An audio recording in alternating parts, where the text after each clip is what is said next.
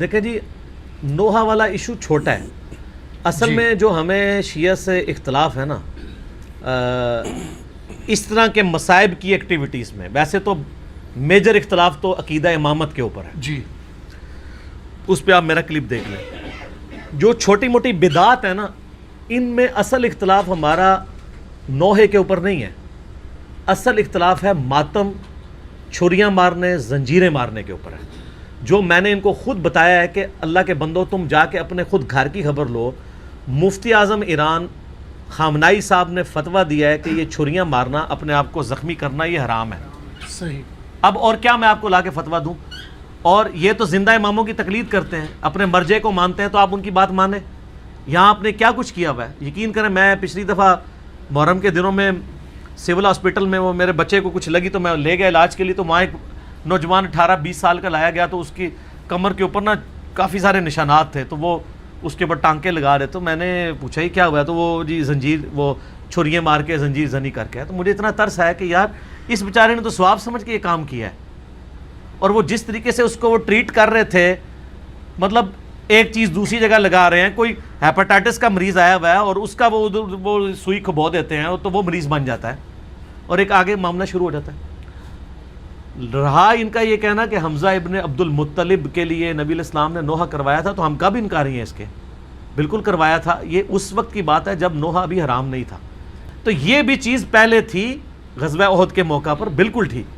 بعد میں نبی علیہ السلام کی احادیث ہیں، بخاری مسلم میں درجنوں احادیث ہیں کہ نبی علیہ السلام نے فرمایا جو عورت نوحہ کرتی ہے کسی میت کے اوپر، اگر بغیر توبہ کے مر گئی تو قیامت والے دن گندک کا لباس اس کے اوپر پہنایا جائے گا. پھر صحیح مسلم کی حدیث ہے میری امت یہ 4 جاہلیت کے کام کبھی نہیں چھوڑے گی. نمبر 1 حسب اور نسب پہ فخر کرنا. نمبر 2 دوسرے کے نسب میں تان کرنا.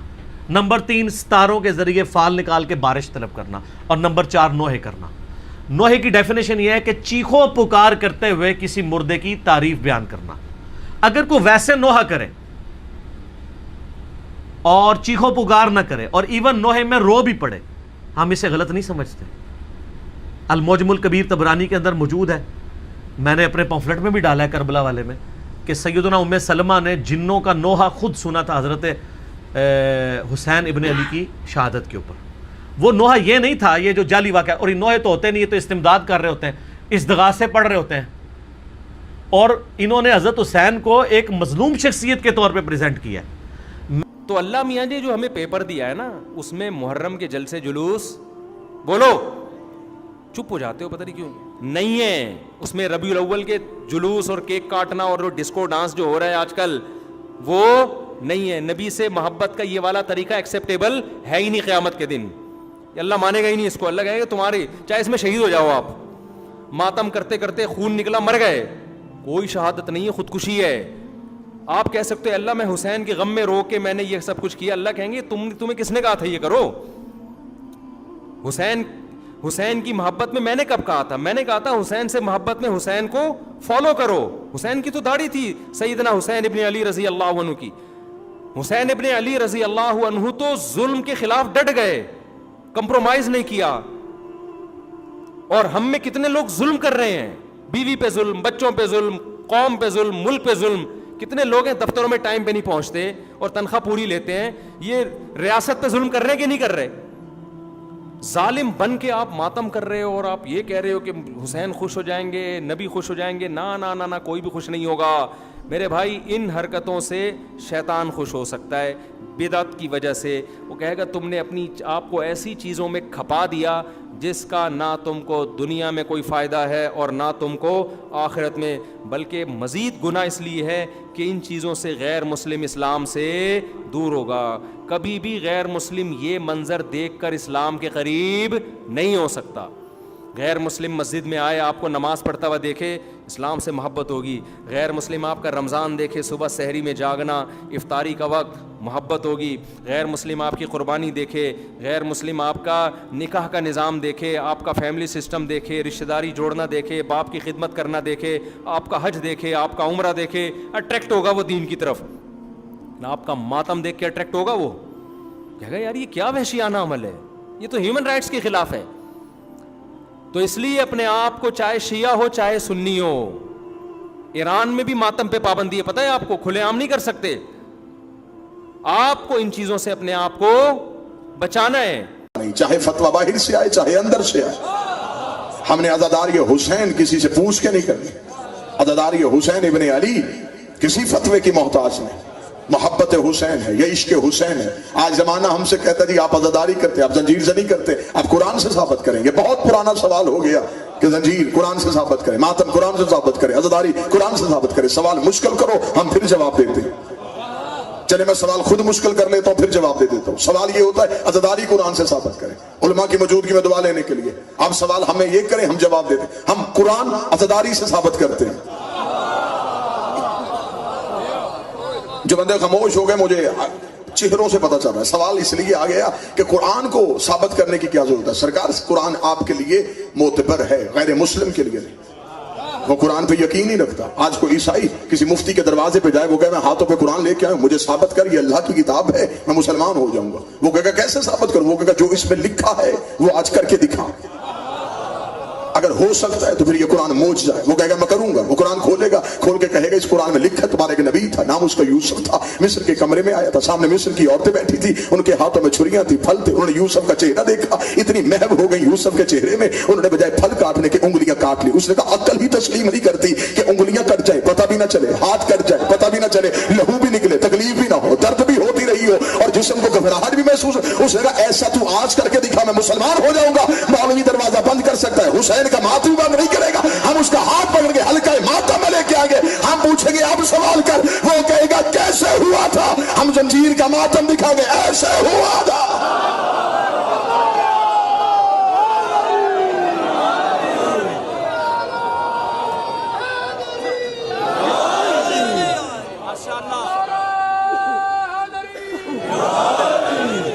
یہ عشق ہے حسین ابن علی. احد کے میدان میں سب نے دیکھا کہ نبی کا دان زخمی ہوا, جن کے سامنے زخمی ہوا انہوں نے کوئی بھی نہیں توڑا. ایک نے دیکھا نہیں, سنا, پتھر اٹھایا, سارے توڑے. عشق مجبور کر رہا تھا. نبی زندہ تھے اور خون نکل رہا تھا. نبی موجود تھے, اویس خون نکال رہا تھا. نبی نے صحابہ کی محفل میں بیٹھ کے کہا میرے صحابیوں مجھے جنت کی خوشبو اویس کے جھونپڑے سے آ رہے ہیں. عزاداری حسین ابن علی کے لیے اگر آج کوئی اپنا ہو کے یہ سوال کرے کہ بجائے خون کا حسین کو پرسہ دینے سے بہتر ہے کہ یہی خون کسی بلڈ بینک میں کسی غریب مومن کو خوشنودی حسین کے لیے دیا جائے, تو میں اس بھائی سے موتبانہ طریقے سے گزارش کروں گا.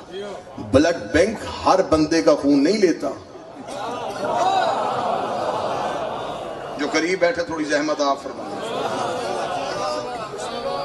نہیں لیتا. وہ پہلے خون لیتا ہے, اس خون کے ٹیسٹ ہوتے ہیں, رپورٹس آتی ہیں, دیکھا جاتا ہے اس میں کوئی وائرس تو نہیں, کوئی انفیکشن تو نہیں, کوئی بیماری تو نہیں. خون بہتر ہو تو پھر اس مریض کے ساتھ میچ ہوتا ہے جسے لگنا ہوتا ہے. اب اگلے جملے پہ قدر کیجئے گا پنڈی والوں, بلڈ بینک مریض کا خون نہیں لیتا, حسین مریض کا لیتا ہے, شفا دے کے واپس کر دیتا. جو جوان بول سکتا وہ میرے ساتھ بولے.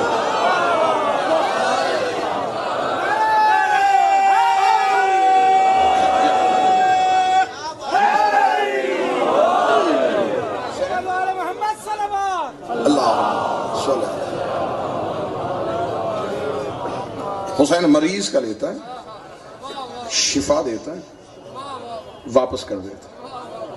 کاش آپ یہ سوال کرنے سے پہلے, فتویٰ دینے سے پہلے آپ کسی میڈیکل کے ڈاکٹر سے, ماہر سے پوچھ لیتے.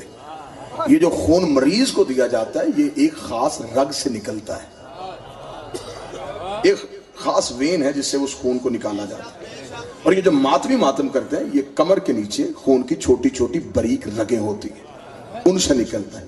یہ خون مریض کو نہیں لگتا.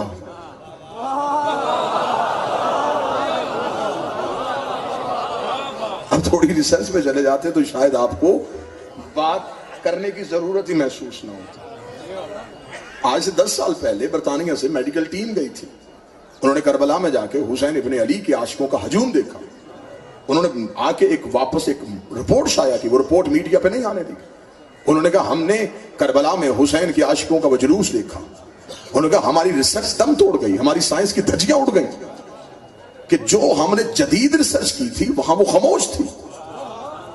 انہوں نے کہا ہماری ریسرچ یہ کہتی ہے کہ اگر آپ ایک انجیکشن ایک مریض کو لگا دیں اس کے بعد آپ دوسرے کو نہیں لگا سکتے, آپ اسے ضائع کریں گے, ورنہ وہ وائرس دوسرے میں منتقل ہو سکتا ہے. انہوں نے کہا ہم نے اس سائنس کی دھجیاں اڑتی دیکھی, زنجیر ایک تھا, ماتمی 10 تھے, وہی ضعیف کے ہاتھ میں, وہی بچے کے ہاتھ میں, وہی جوان کے ہاتھ میں. انہوں نے کہا ہماری میڈیکل یہ کہتی ہے کہ انسانی جسم پہ زخم آ جائے تو اس پہ اگر ڈسٹ, مٹی یا گرد پڑے تو انفیکشن ہو جاتا ہے. انہوں نے کہا ہم تو خاموش کھڑے دیکھ رہے تھے کہ وہاں عاشق حسین کے غم میں اپنے جسموں کو کاٹتے تھے, خاک شفا اٹھاتے تھے, لگا لیتے تھے.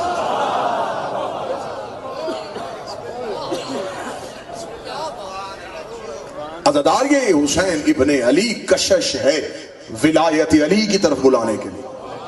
یا میں جملہ اور بدل دیتا ہوں, عزادار یہ حسین اذان ہے ولایت علی.